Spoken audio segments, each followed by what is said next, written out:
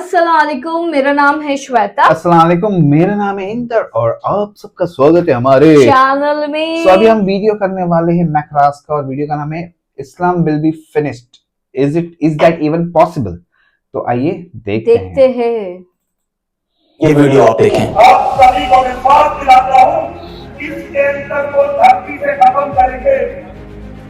इस्लाम नहीं रहेगा, ये गलत है। केवल सनातन रहेगा, न मोहम्मद रहेगा और न कोई मोहम्मद का नाम लेने वाला रहेगा। ये गलत बाबा है। जी कह रहे हैं इस धरती से इस्लाम को खत्म करेंगे, ना इस्लाम होगा, ना मोहम्मद रहेंगे और ना ही कोई मोहम्मद का नाम लेने वाला रहेगा। अब मैं इसके रियल फैक्ट पे आऊं उससे पहले आपको रियल इंसिडेंट बताता हूं। ये जो इमेज आप देख रहे हो इसमें दिख रही महिला एक अमेरिकन है और ये एक एक्सपेरिमेंट करती है। इसने एक के बाद एक 26 चर्च में कॉल किया और कहा मेरा एक बेटा है जो सिर्फ 2 महीने का है, वो कल से कुछ खाया नहीं है, बहुत भूखा है, क्या आप मुझे फॉर्मूला मिल्क दे सकते हैं। बैकग्राउंड में एक रोते हुए बच्चे की आवाज भी लगा थी। आपको जान के हैरानी होगी कि 26 चर्च में कॉल करने के बाद उनमें से 23 ने साफ मना कर दिया। अब औरत अपनी अगली कॉल चर्च के बजाय इस्लामिक सेंटर यानी मस्जिद में करती है। कॉल रिसीव होती है, औरत अपनी वही बात दोहराती है, मेरा 2 महीने का बच्चा है, कल से भूखा है, क्या आप मुझे फॉर्मूला मिल्क दे सकते हैं। सामने से 2 सवाल किया जाता है, आप कहां से हैं और आपको कौन सा दूध चाहिए। ये इस्लाम है, ये प्रॉफेट मोहम्मद का पैगाम है। अगर कोई कहे कि वो इस्लाम को मिटा देगा, कोई मोहम्मद का नाम लेने वाला नहीं रहेगा, तो आपको क्या लगता है इस्लाम की इतनी खूबसूरत टीचिंग के रहते हुए क्या कभी इस्लाम को मिटाया जा सकता है? सिंपल सा जवाब है हरगिज नहीं। खैर ये रियल इंसिडेंट हुआ, लेकिन अब आइए आपको कुछ फैक्ट भी बताते हैं। इस्लाम क्रिश्चियनिटी के बाद दुनिया का दूसरा सबसे बड़ा रिलीजन है। दुनिया के करीब 50 से ज्यादा देश मुस्लिम मेजोरिटी वाले हैं, जहां मुस्लिम पॉपुलेशन 50% से ज्यादा है और दुनिया की 75% मुस्लिम पॉपुलेशन इन्हीं देशों में रहती है, जिसमें Indonesia, Saudi, Turkey, Pakistan, Afghanistan जैसे देश आते हैं। इसके अलावा बाकी 25% पॉपुलेशन दुनिया की बाकी देशों में फैली हुई है, जैसे चाइना, इंडिया, जहां 20 करोड़ से ज्यादा मुसलमान रहते हैं। इसके अलावा अमेरिका, यूरोप जैसी जगहों पर अच्छी खासी मुस्लिम पॉपुलेशन मौजूद है। अगर मान भी लें कि मुसलमानों को लेकर होलोकॉस्ट की शुरुआत होती है, देश की गवर्नमेंट मुस्लिम जेनोसाइड का सपोर्ट करती है और ऑर्डर कर देती है, तो भी उन्हीं मुस्लिम को मारा जा सकता है जो कमजोर है, माइनॉरिटी है। बाकी 75% पॉपुलेशन को कभी भी खत्म नहीं किया जा सकता। यानी इस्लाम भी रहेगा, इस्लाम के मानने वाले भी रहेंगे और प्रॉफेट मोहम्मद का नाम लेने वाले भी रहेंगे। कुछ और नंबर आपको बताऊं तो इस टाइम पूरी दुनिया में करीब 2 बिलियन से ज्यादा मुसलमान हैं और पॉपुलेशन का 25% हिस्सा अकेले मुसलमानों का है। ये रिसर्च बताती है कि नंबर साल 2030 तक बढ़कर 2.2 बिलियन होगा। 2050 तक यही नंबर 2.8 बिलियन पर पहुंच जाएगा और दुनिया में 30% पॉपुलेशन के साथ इस्लाम दुनिया का दूसरा सबसे बड़ा रिलीजन होगा। रिसर्च ये भी बताती है कि इस्लाम ही है जो दुनिया में सबसे तेजी से फैल रहा। क्यों फैल रहा, इन दोनों वीडियो में आपको बताया है। अगर आपने नहीं देखा देखना तो आप जरूर देखिएगा। अब आप खुद गौर करें, इतने बड़े पैमाने पर किसी धर्म को मिटाना क्या पॉसिबल है? नहीं। अगर नाजी जर्मनी या सोवियत यूनियन जैसी कोशिश भी करी जाए तो भी पॉसिबल नहीं है। हिस्टोरिकली भी आपको बता ही देते हैं, क्योंकि ये पहले नहीं है जिन्होंने इस्लाम को मिटाने का ख्वाब देखा है, बल्कि इससे पहले इनसे बहुत बड़ी बड़ी ताकतें ये ख्वाब देख चुकी हैं और उनके ख्वाब को चकनाचूर किया जा चुका है। 13वीं सेंचुरी में मंगोल एक ताकतवर दहशतगर्द और बर्बर फौज हुआ करती थी। चंगेज खान इस फौज का बादशाह हुआ करता था और ये फौज जिस इलाके की तरफ निकलती उसे लूट पाट कर कत्ले आम करके उसे जला देती। इनका खौफ दिन ब दिन बढ़ता ही जा रहा था। साल 1258 में चंगेज खान का पोता यानी उनका grandson Hulagu Khan Abbasid caliphate की राजधानी बगदाद पर अटैक करके उसे पूरी तरह से तबाह कर देता है। करीब 8 लाख मुसलमान इस तबाही में मारे जाते हैं। अब्बासिद कैलिफेट के 37वें और आखिरी खलीफा अल मुस्तासिम को घोड़े से कुचलकर मार दिया जाता है। और सबसे बड़ा नुकसान, मुसलमानों की सबसे बड़ी लाइब्रेरी, इस्लाम का सबसे बड़ा एजुकेशन सेंटर बैतुल हिकमत को जला दिया जाता है। उसकी लाखों किताबें नदी में फेंक दी जाती है, जिसकी शाही से नदी का पानी नीला हो जाता है। यहाँ मंगोल का मकसद था इस्लाम को पूरी तरह से खत्म करना। मंगोल ने सोचा था अब इस्लाम पूरी तरह से खत्म हो जाएगा, लेकिन हुआ इसके जस्ट उल्टा। सिर्फ 2 साल बाद 1260 में खुद मंगोल के एक रूलर बरके खान इस्लाम कबूल करके मुसलमान बन जाते हैं। मतलब जो मंगोल इस्लाम और मुसलमानों को खत्म करने आए थे वो खुद मुसलमान हो गए। और फिर 1295 में मंगोल हलाकू खान के वंश से एक और रूलर गजन खान भी इस्लाम कबूल कर लेते हैं और पूरे मंगोल एम्पायर में खूब मस्जिदें बनवाते हैं, जिसका नतीजा ये हुआ कि जो मंगोल इस्लाम को खत्म करने आए थे वो ही इस्लाम के पैरोकार बन गए। एक और एग्जांपल देखें, साल 1478 से लेकर 1834 तक स्पेन में Catholic church back court system हुआ करता था, जिसका मकसद था स्पेन को 100% कैथोलिक कंट्री बनाना। और इसके लिए उन्होंने उन लोगों को टारगेट किया जो मुस्लिम थे, ज्यूज थे या फिर क्रिश्चियन होने का दावा करते थे, लेकिन अंदर ही अंदर अपना अलग धर्म मानते थे। इस पीरियड में स्पेन में मुसलमानों का एक आखिरी किला हुआ करता था जिसका नाम था ग्रेनाडा और 1492 में वो भी गिर जाता है या गिरा दिया जाता है। इस तरह स्पेन पूरी तरह कैथोलिक राजा फर्डिनेंड और इसाबेला के कंट्रोल में आ जाता है। पहले तो उन्होंने मुसलमानों से कहा कि आप अपना रिलीजन फ्रीली मान सकते हैं, कोई प्रॉब्लम नहीं है, लेकिन कुछ ही साल बाद करीब 1502 में वो अपने ही कहे से पलट गए और एक नया फरमान सुना दिया, मुसलमानों या तो क्रिश्चियन बन जाओ या स्पेन छोड़ दो। उनके इस फरमान को मानने से अगर कोई मना कर देता तो उसे पनिश किया जाता, जेल में टॉर्चर किया जाता और यहां तक कि उन्हें मार दिया जाता था। और इस तरह जोर जबरदस्ती करके करीब 2 लाख मुसलमानों को क्रिश्चियन बना दिया गया। जिन लोगों को शक होता कि ये चुपके चुपके इस्लाम फॉलो कर रहे हैं तो बाकायदा उन्हें कोर्ट में लाया जाता, उनके खिलाफ ट्रायल होते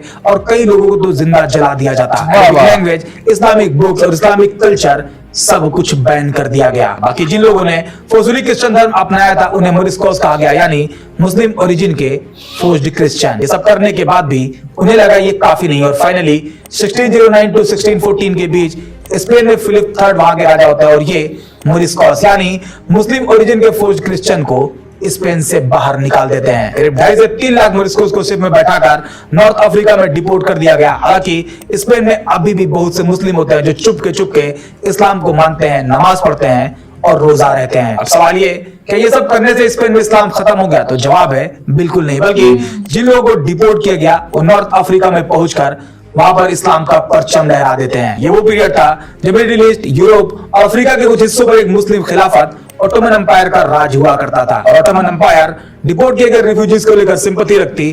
खुद डिपोर्ट किए गए लोगों में कुछ लोगों ने ऑटोमन नेवी ज्वाइन करी और स्पेन के शिप्स को टारगेट करना भी शुरू कर दिया। अब अगर आज की बात करें तो इस टाइम स्पेन में करीब 25 लाख मुस्लिम रहते हैं, जो स्पेन की टोटल पॉपुलेशन के 5 से 6% है। स्पेन में 1000 ज्यादा मस्जिदें हैं और दिन ब दिन मुस्लिम पॉपुलेशन और इस्लामिक इन्फ्लुएंस स्पेन में तेजी से बढ़ रहा है। और इस तरह स्पेन का 100% कैथोलिक बनने का सपना कभी पूरा ही नहीं हो पाया। कुछ और एग्जांपल देखें। मुस्लिम रूलर के खिलाफ वॉर की पूरी सीरीज चली जिसे क्रूसेड्स कहा गया। करीब 200 साल तक 1095 से लेकर 1291 तक इसमें मुसलमानों को खत्म करने की भरपूर कोशिश करी गई, लेकिन इसी सीरीज में 1187 में सलाहुद्दीन अय्यूबी ने मस्जिद अक्सा फतह कर लिया और 1291 में क्रूसेड्स का आखिरी किला भी ढा दिया गया। सोवियत एरा में भी करीब 70 साल तक मुसलमानों को टारगेट किया गया, मस्जिदें बंद करी गई। साल 1917 में 25,000 ज्यादा मस्जिदें हुआ करती थी, जो 1991 आते आते सिर्फ 500 बचती हैं। मौलवी को या तो जेल में डाल दिया गया या फिर उन्हें मार दिया गया।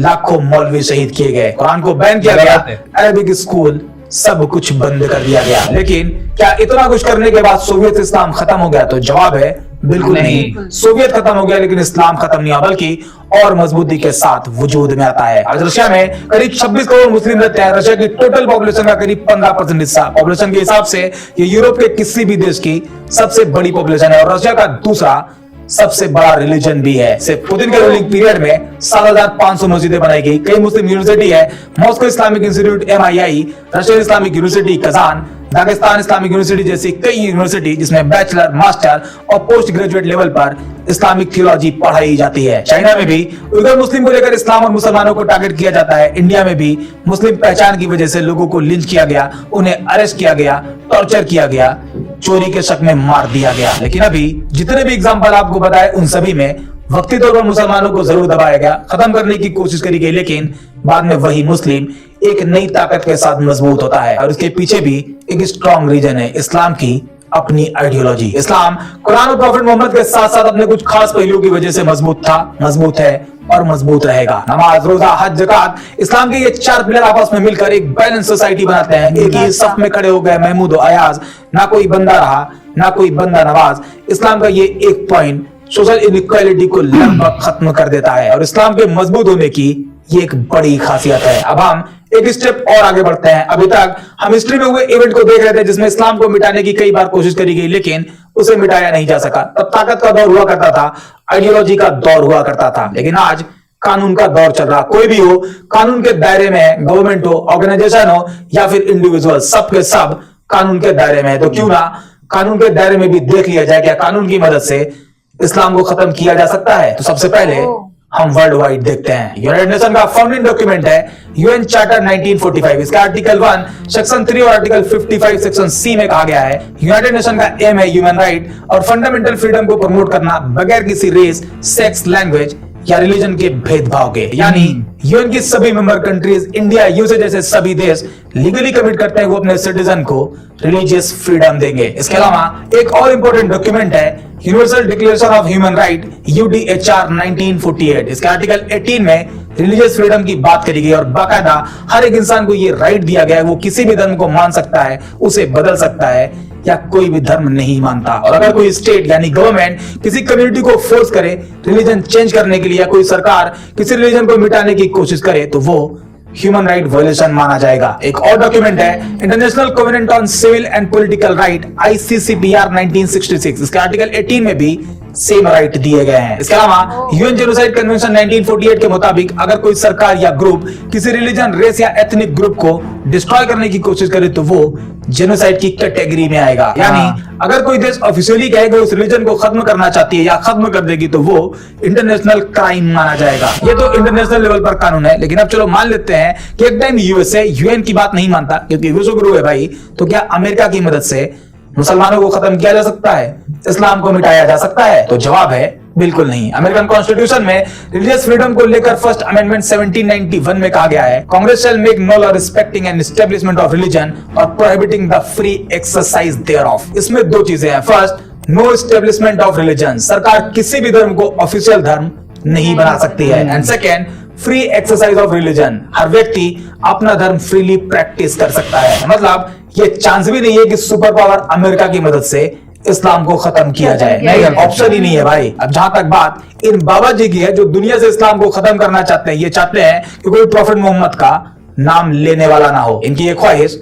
बस ख्वाहिश बनकर रह जाएगी। अभी इन्वायरमेंट ऐसा है जो ये कुछ भी कह रहे हैं और फ्रीली घूम रहे हैं। अगर वाकई इंडियन लॉ के हिसाब से एक्शन लिया जाए तो ऐसे लोग जेल से बाहर नहीं आ पाएंगे, क्योंकि इंडियन कॉन्स्टिट्यूशन में भी right to freedom of religion के प्रावधान मौजूद है, जिसमें article 25 section 1, article 26, article 27 and article 28 में रिलीजियस फ्रीडम की बात कही गई है। ये भी पॉसिबल नहीं है। ये बाबा जी दुनिया तो छोड़ो, इंडिया से भी इस्लाम नहीं मिटा सकते, ये बस पॉलिटिकल बेनिफिट के लिए माहौल बनाते हैं। और ऐसा भी नहीं है, ये सब ये जानते नहीं है, इन्हें सब पता है। ये बस मुसलमान और इस्लाम के नाम पर एक ग्रुप को अपने फेवर में भीड़ बनाना चाहते हैं, इससे ज्यादा कुछ भी नहीं। ओवरऑल कंक्लूजन यही है कि इस्लाम को हरगिज मिटाया नहीं जा सकता, क्योंकि मुस्लिम पॉपुलेशन का नंबर बहुत बड़ा है। खुद हिस्ट्री ऐसा सोचने वालों का फेलियर दिखाती है। इस्लामिक आइडियोलॉजी सेल्फ प्रोटेक्टिव है एंड मोस्ट इंपॉर्टेंट आज की मॉडर्न सोसाइटी जहां प्रेशर, जुल्म, जबरदस्ती कुछ भी काम नहीं आती। खुद कुरान में अल्लाह ने वादा किया है, कुरान चैप्टर 9 वो 32 में आता है, ये लोग चाहते हैं अल्लाह की रोशनी को अपनी फूकों से बुझा दे, मगर अल्लाह अपनी रोशनी को मुकम्मल किए बगैर मानने वाला नहीं है। इस्लाम को खत्म करने वाले बयान सिर्फ नफरत फैलाते हैं, लेकिन हकीकत यह है इस्लाम दिन ब दिन फल फूल रहा है। ऐसा मशवरा ये है, नफरत छोड़, इंसानियत की बात करो। इतिहास सिखाता है जो धर्म मिटाने चले थे वो खुद ही मर गए। इस्लाम तब भी था, इस्लाम आज भी है और आगे भी रहेगा। आज के वीडियो में इतना ही। उम्मीद करते हैं ये वीडियो आपको पसंद आई होगी। अगर हाँ तो लाइक और शेयर जरूर करें, और अगर आपके लिए पॉसिबल हो तो हमें ज्वाइन भी करें। बाकी मिलते हैं नेक्स्ट वीडियो में एक और इंटरेस्टिंग टॉपिक के साथ। इनके हमें पुराने वीडियोस देखने पड़ेंगे। लेकिन सही था, खत्म नहीं कर सकते, आसान थोड़ी हलवा है क्या, कुछ भी बोलेंगे तो ये गलत, ये बहुत गलत है। ऐसा नहीं यार, कोई भी हो किसी धर्म के खिलाफ बोलना ही नहीं चाहिए, बराबर। और पॉसिबल नहीं, जो उसने स्टार्ट बताओ तो एकदम सही है, और जहाँ जहाँ खत्म करने गए वहाँ उल्टा बढ़ गया, और बढ़ गया। तो लाइक मेरे को नहीं लगता ये सब वो है, वही पॉलिटिकल गेम के लिए, एक टारगेट करेंगे, पॉलिटिकल गेम के लिए बस बोलते ना, एक ग्रुप बनाना चाहते हैं, उसके लिए ये सब हरकतें करते हैं और कुछ नहीं। बहुत सही वीडियो था, बट अच्छा लगा इनका वीडियो। बट अभी हमें और देखने पड़ेंगे इनके वीडियोस, क्योंकि इन्होंने बोले भी थे कि तो ही देखना पड़ेगा। सो गाइस ऐसी हमें और वीडियो सजेस्ट करते रहिए, तब तक आप सब अपना ख्याल रखिए। Take care, bye bye.